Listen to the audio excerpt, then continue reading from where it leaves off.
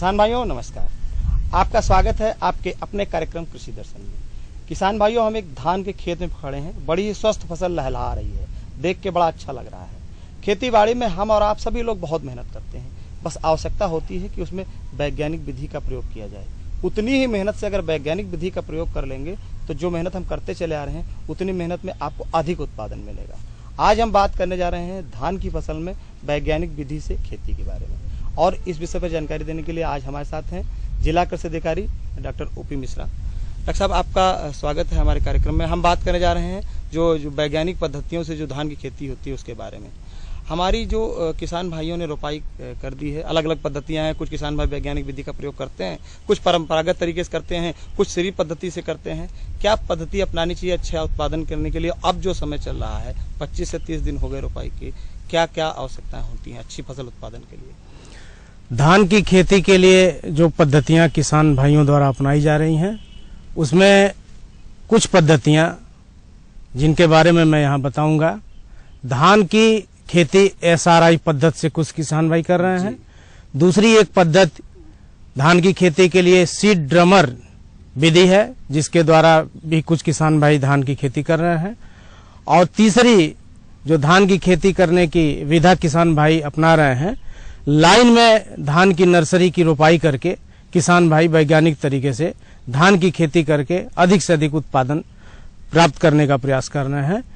धान की SRI पद्धति जो छोटे लैंड होल्डिंग वाले किसान भाई हैं, जिनकी जोत छोटी है, उनके लिए बेहद उपयोगी है और अत्यधिक उत्पादन प्राप्त करने वाली पद्धति है।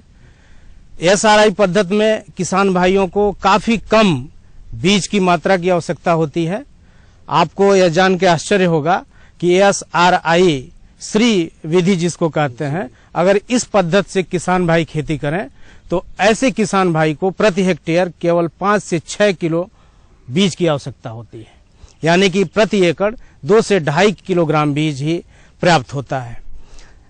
श्री पद्धति में किसान भाई को कुछ ऐसे शस्य क्रियाएं हैं जिनको अपनाने की आवश्यकता होती है। उसमें सबसे पहले जो नर्सरी उगाने की तैयारी है किसान भाई करते हैं, उसमें नर्सरी के लिए जो खेत की तैयारी करते हैं, नर्सरी में गोबर की खाद सड़ी हुई, कुछ बालू मिट्टी के साथ मिला के एक ऐसी परत तैयार करते हैं जिस पे बीज को डाल के और नर्सरी तैयार की जाती है। इस सब आप जो बताया नर्सरी जो तैयार करने की बहुत सही बात बताई आपने। अब किसान भाई नर्सरी तैयार करने के बाद रोपाई कर चुके हैं, तो जो श्री पद्धति से रोपाई कर चुके हैं जो किसान भाई, उनको आगे शस्य क्रियाएं कौन कौन सी महत्वपूर्ण है? नर्सरी विधि श्री पद्धति में अपनाने वाले किसान भाई ये जानते हैं कि इस पद्धति में 10 से 12 दिन के मात्र पौध को सीधे जो है खेत में लगा दिया जाता है। इसमें प्लांट से प्लांट और रो जो पंक्ति की दूरी है, इसमें सामान्य जो धान की वैज्ञानिक खेती करते हैं किसान भाई, उससे करीब 1.5 गुना, जैसे 25 से 30 सेंटीमीटर लाइन से लाइन की दूरी और 15 सेंटीमीटर पौध से पौध की दूरी, एक जगह पे एक मात्र पौध की रोपाई करते हैं। बल्कि यूं कह लीजिए कि नर्सरी से पौध उठा के किसान भाई वहां ले जाके आराम से रख देते हैं।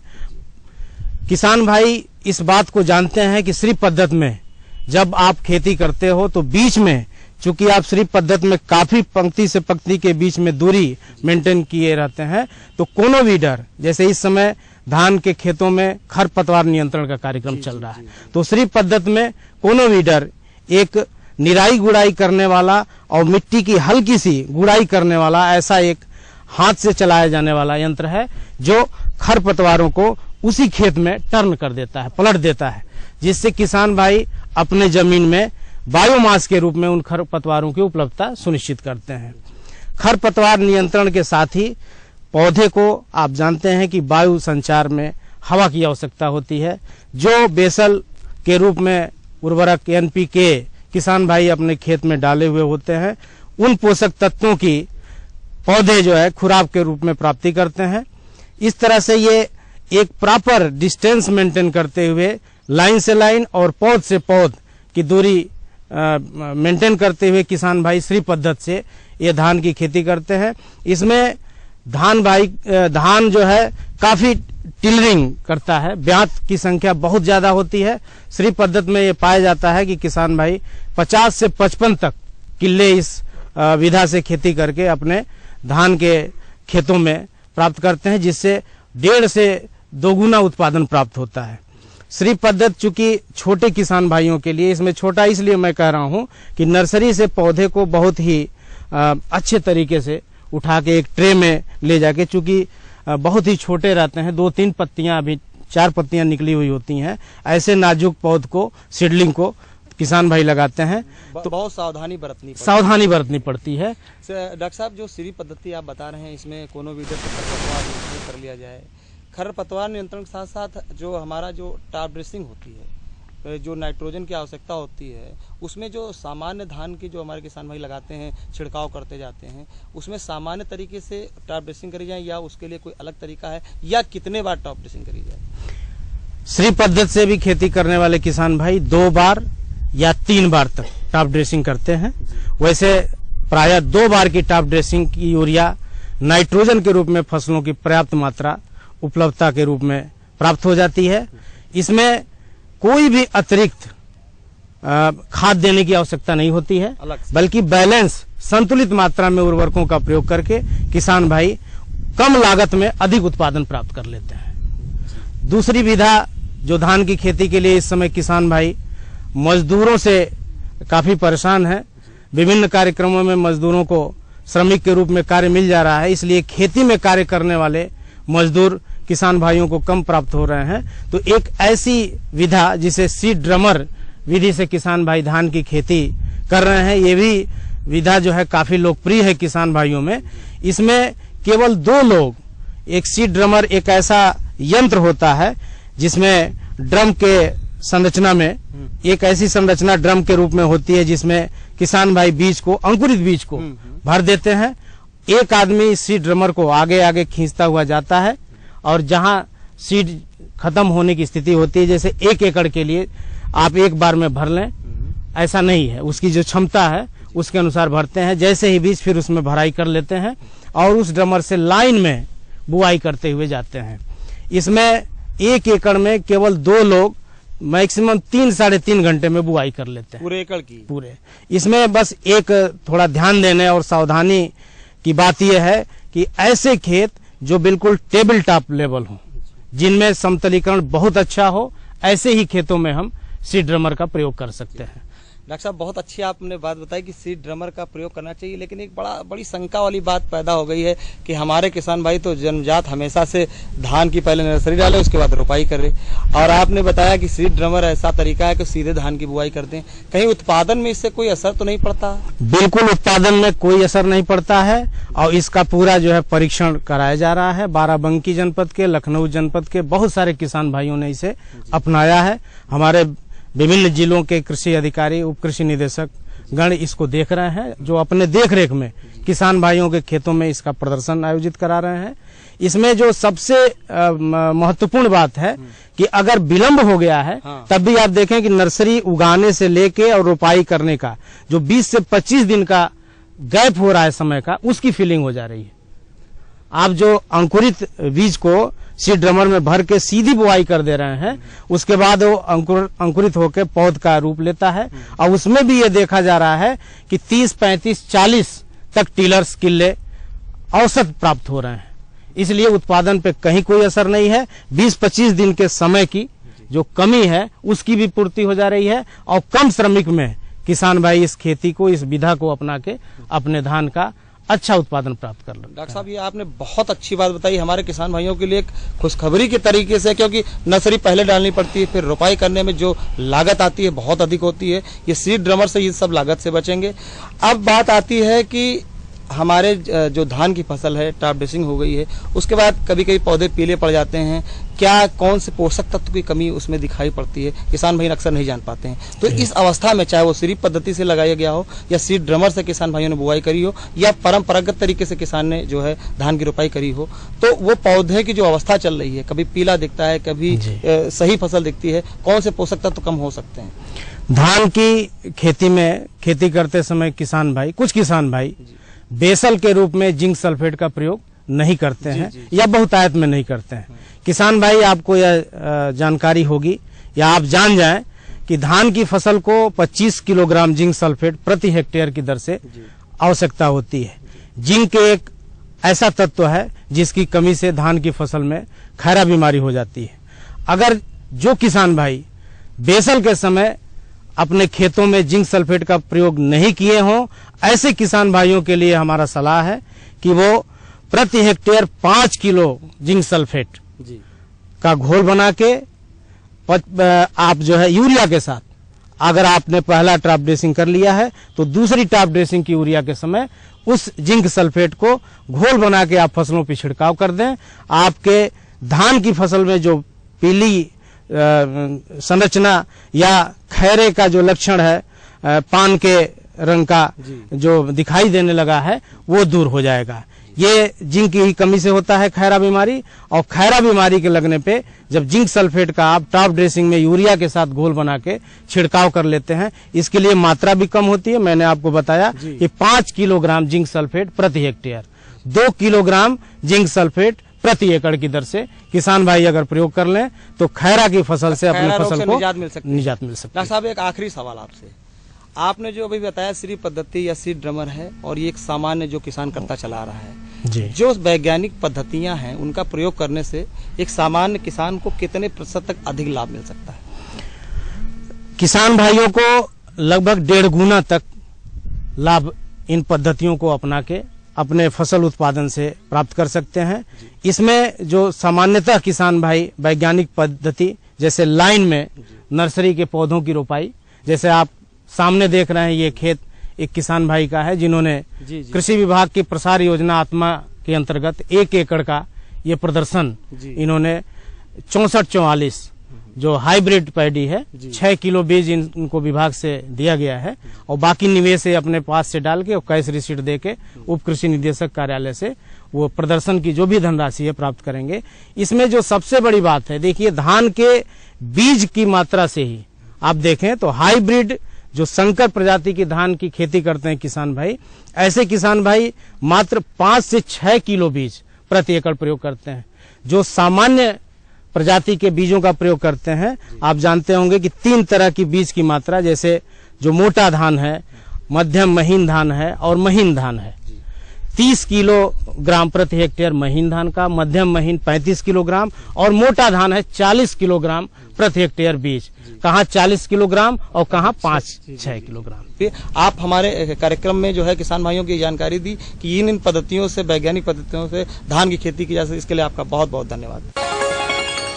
ये लो, और बताओ। बस। अरे ये क्या भैया जी, बस इतनी सी रासायनिक खाद? किसानी छोड़ रहे हो क्या? किसानी नहीं, नादानी छोड़ रहे हैं। मिट्टी की जांच कराई है।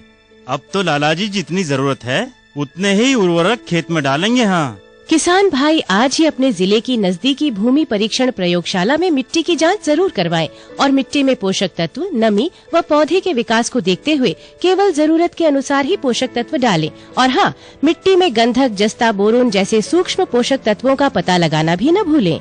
उर्वरक और जैविक खाद के सही उपयोग से भूमि का उपजाऊपन बनाए रखें, उत्पादकता बढ़ाएं, खर्चा घटाएं और बहुमूल्य विदेशी मुद्रा बचाने में भी सहयोग दें। और हाँ, धीमी गति से नाइट्रोजन उपलब्ध कराने वाले उर्वरकों जैसे नीम लेपित यूरिया को प्राथमिकता दें और यूरिया का पत्तों पर छिड़काव करें। अरे वाह, तू तो सचमुच समझदार हो गया रे। अधिक जानकारी के लिए संपर्क करें जिला कृषि अधिकारी या किसान कॉल सेंटर।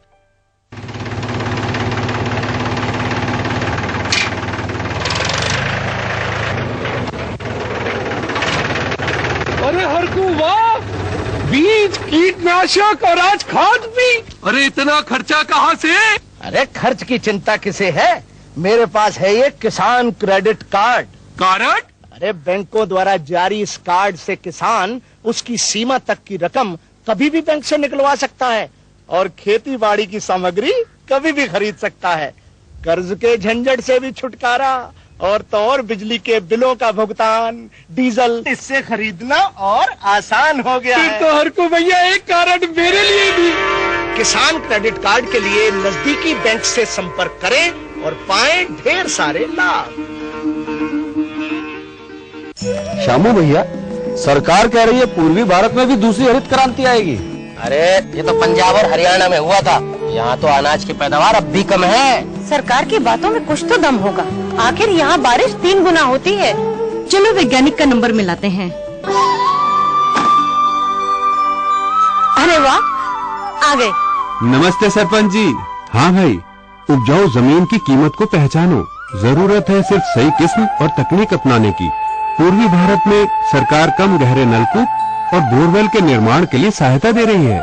लेकिन सरकार से और मिलेगा क्या? भरपूर मदद, जमीन की तैयारी से लेकर फसल की कटाई तक तकनीकी सलाह। 1000 हेक्टेयर के सैकड़ों क्षेत्रों में चावल और गेहूं के खास प्रदर्शन भी चल रहे हैं। अरे वाह, फिर तो हमारे खेत भी लहला उठेंगे। क्या ये सपना सच होगा? हाँ जरूर, पूर्वी भारत अब हरित क्रांति का अग्रदूत होगा। आओ हम सब मिलकर कदम बढ़ाएं। खुशबू की फुहार में, स्वाद की बहार में, तरक्की की तानों में, खिलती मुस्कानों में, हरे भरे पौधों में, बड़े बड़े सौदों में, मधुर भिनभिनाहट में, खुशियों की आहट में। NHM बागबानी मिशन, हमारी चाहत, आपकी मुस्कुराहट।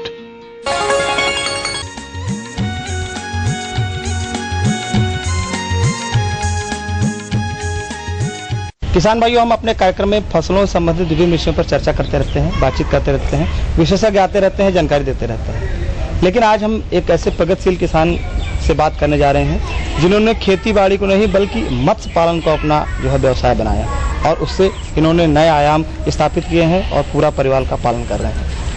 आइए हम बात करते हैं। सुनील कुमार जी हैं, आप हैं सोनिकपुर इटौंजा लखनऊ से।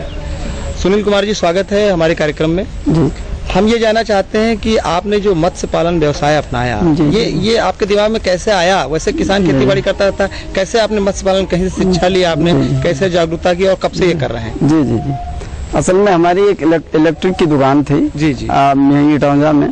बड़े भाई साहब इलेक्ट्रिक की दुकान पे थे जी। वहाँ एक लेबर आता था हमारी दुकान पे, वो यही पड़ोस में महोना टाउन एरिया है, आपकी नगर पंचायत है।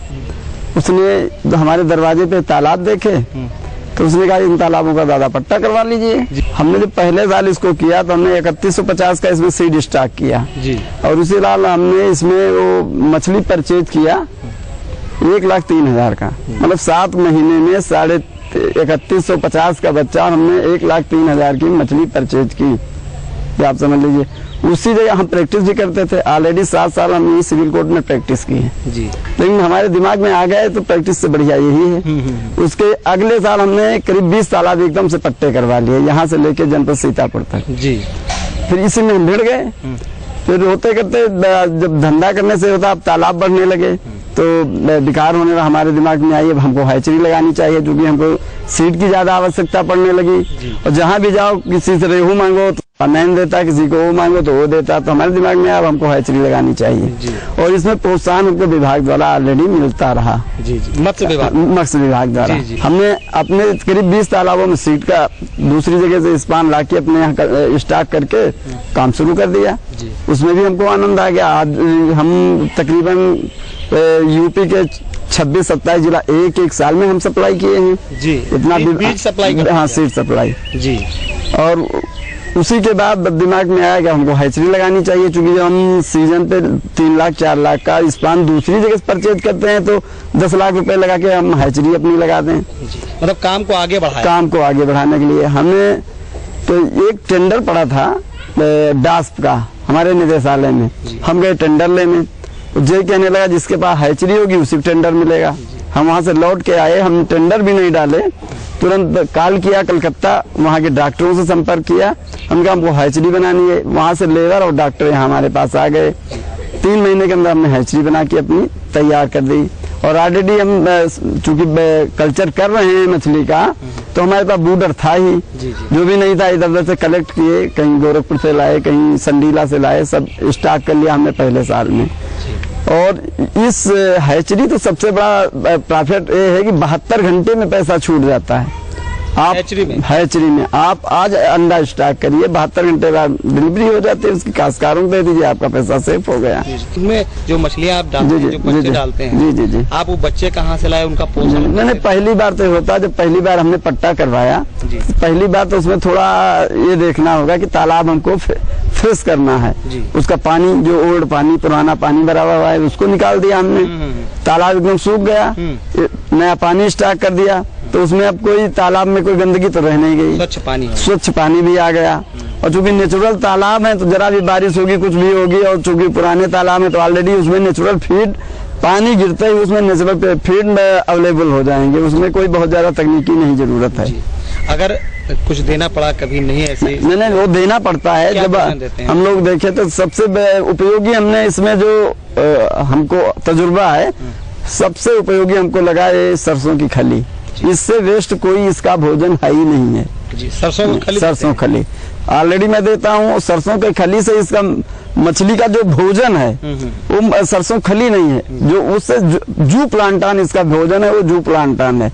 मछली ये नहीं खाती है जू प्लांटान। ऑलरेडी जब कोई आप भोजन तालाब में डालेंगे तो भोजन नहीं लेती है मछली, सिर्फ उससे खिलवाड़ करती है। और उसके सड़ने से जो प्लांटान जो जू मतलब वो सूक्ष्म बहुत छोटा होता है, जू प्लांटान उसको बोलते हैं, वो प्लांटान डेवलप होता है, उसी को मछली यूज करती है। धीरे धीरे जब हमारा कार्यक्रम बढ़ रहा है तो जाल की व्यवस्था भी हमारे पास है और लेबर की भी व्यवस्था है। हम दैनिक वेतन पे लेबर रखे हुए हैं, तो कोई दिक्कत नहीं आती, अपने निकलवाए, गाड़ी अपने पास है, ट्रांसपोर्टिंग के लिए भी कोई दिक्कत नहीं, अपना लादे चले गए मंडी, तुरंत 2 घंटे में बेचे वापस आ गए घर। इसके पहले जब हम करते थे तो 10% लेते थे शिकारी, उनकी अपनी जाल होती थी, हमको कुछ नहीं करना पड़ता था, हम अपनी गाड़ी लाके खड़ी कर दिए, वो मछली मारे हमारी गाड़ी में स्टॉक कर दिए, मंडी चले गए, बेच लिए, पैसे लिए चले आए, कोई वैसी बात नहीं। मतलब बाजार की उपलब्धता पूरी मिल जाती है? पूरी। आप कितनी एक ट्रक भी मछली ले जाएं तो मंडियों में कोई दिक्कत नहीं। अब हम बात करेंगे लाभ हानि। जी। आप कितना तक लाभ कमा सकते हैं, अधिक लाभ कमा लेते हैं खेती बाड़ी का अपेक्षा? जी, खेती बाड़ी तो कोई इसको पा ही नहीं सकती है। खेती बाड़ी में आप 50 बीघे जब खेती करेंगे, कोई बहुत बढ़िया फसल उगाएंगे, तब 10-20 हजार रुपए की अपेक्षा करिए। और ये हम सीड का काम करते हैं, 1 कुंटल सीड बेचते हैं, 30,000 रुपए हमारे 2 मिनट में आ जाते हैं। बीज भी बेचते हैं? हाँ, बीज भी बेचते हैं, मछली भी बेचते हैं। मछली 1 कुंटल बेचने गए 11,500 रुपए की, 15,000 रुपए की बिक गई। और 1 बीघे में आप कोई फसल लेंगे, गेहूं बोएंगे तो कितने 4,000 रुपए गेहूं हुआ, जो 1,000 रुपए क्विंटल बिकेगा तब। तो इसलिए मछली की बनस्पत उसको खेती नहीं पा सकती है। लगभग 1 हेक्टेयर के तालाब में कितना आप मछली बेच लेते? 1 हेक्टेयर के तालाब में हम 200 कुंटल तक मछली बेचे हैं। 200 कुंटल? 200 कुंटल। सुनील जी, आप किसानों के लिए एक आदर्श किसान है, आपने एक उदाहरण प्रस्तुत किया है, आपने जो है इसको अपना व्यवसाय चुना और बहुत लाभ कमाया। हमारे कार्यक्रम में आपने जानकारी दी, इसके लिए आपका बहुत बहुत धन्यवाद। ओके, धन्यवाद।